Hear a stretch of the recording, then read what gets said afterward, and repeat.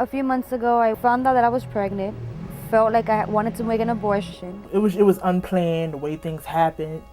It's just, I was just scared. And I was saying to myself, I don't want this baby.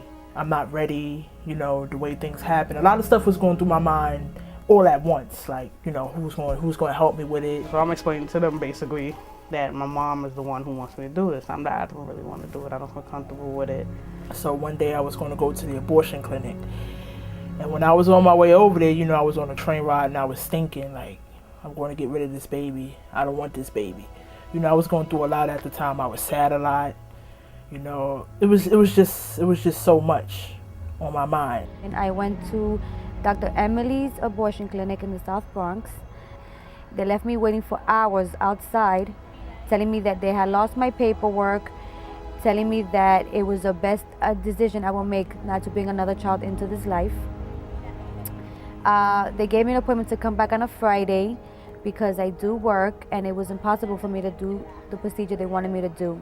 When I went back the next day, they had me actually waiting a couple of more hours outside.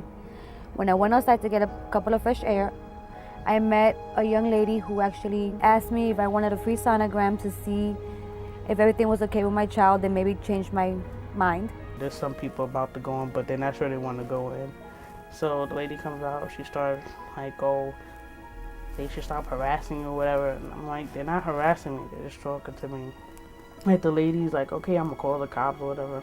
Like in my head it's like, okay, you're gonna call the cops on people who were just talking. They're not harassing me, they're not yelling at me like, no, don't do it.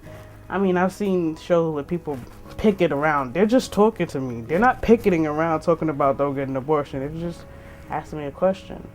And like I felt more comfortable with you, just talking to me nicely than the lady just wanting me to come in. Like when she stopped me, I was like, all right, I'm not going to do it. Then I had went around a corner from the abortion place. And then I had got on the phone, then I called a friend. He was like, so what happened? Did you do it? I said, no, I ain't like how it happened. But then I got off the phone, then I said, you know what, nah, I'm not keeping this baby. So I went right back to the clinic, to the abortion clinic. I said, nah, I don't want this baby. But then I seen her again. She stopped me for the second time. She stopped me twice, actually.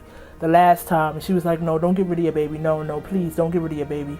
She had took me around a corner because they had like this truck, and they had an ultrasound in it. And when I went inside the truck, they gave me an ultrasound, and then I just seen the machine, the monitor, and I just seen like my son, so little. And and then I said to myself, wow, I was going to really get rid of, my baby and stuff like that. Like I was really going to get rid of this. Heard the heartbeat, saw it move. I felt very emotional towards my child. And, once I found out the sex of the baby, I said, you know what, I'm going to have it. I'm grateful for what they've done for me. I'm grateful for them stopping me from making a terrible mistake in my life. I'm very grateful. It's like, it's beyond words can't even explain, because I have a beautiful boy here today. The bus were a big part of my decision to actually have my daughter. Like if I would have gotten an abortion, I would think about it every day. Like, why did I do it?